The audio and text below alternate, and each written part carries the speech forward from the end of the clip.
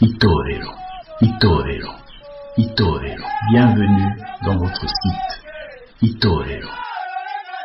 Wezi tatu akaburungu itorero akaburungu org.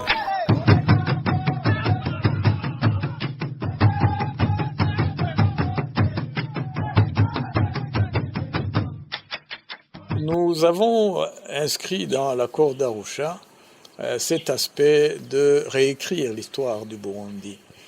Et je pense que c'est même plutôt l'histoire de la région que nous devrions réécrire, parce que la falsification de l'histoire du Burundi est partie de la notion des colons, de l'arrivée de certains dans la région des Grands Lacs, d'où la création des notions ou des identités étrangères de Hamites et de Bantous à partir de l'observation souvent maladroite des explorateurs et des colons, mais aussi de la volonté de diviser pour régner.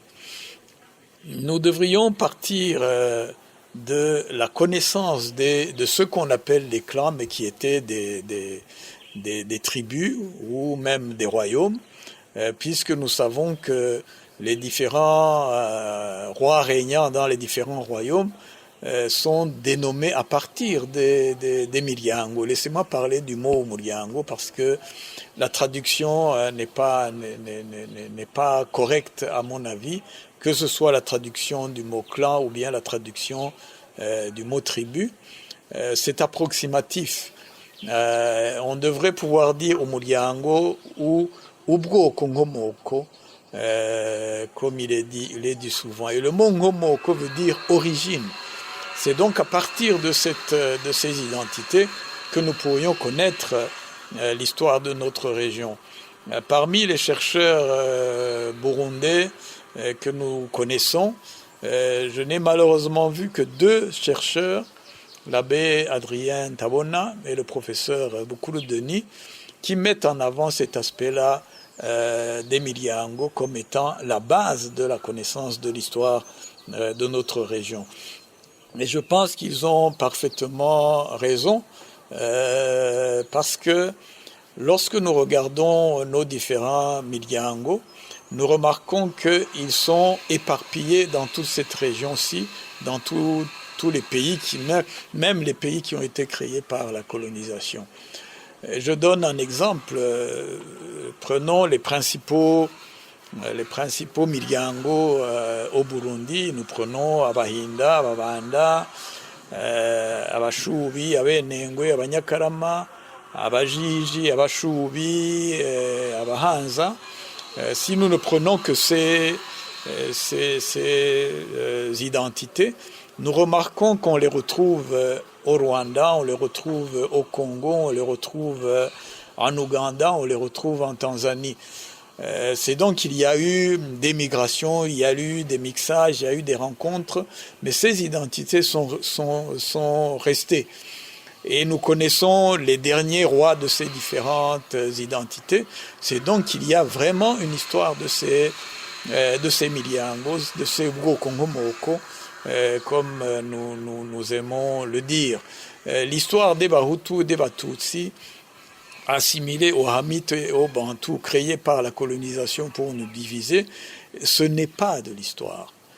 Parce que vous ne pourrez pas connaître le dernier roi des Batutsi ou le dernier roi des Bahutu, c'est impossible.